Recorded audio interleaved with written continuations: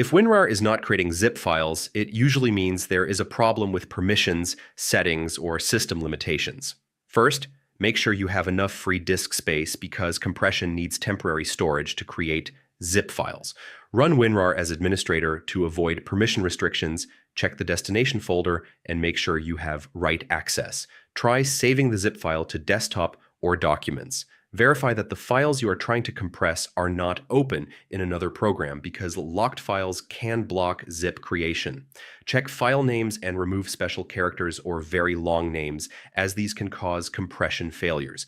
Disable antivirus temporarily because security software may block or interrupt zip creation.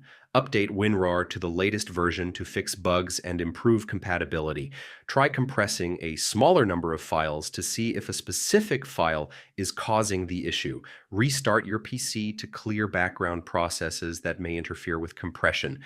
If the issue continues, reinstall WinRAR because a corrupted installation can prevent zip file creation.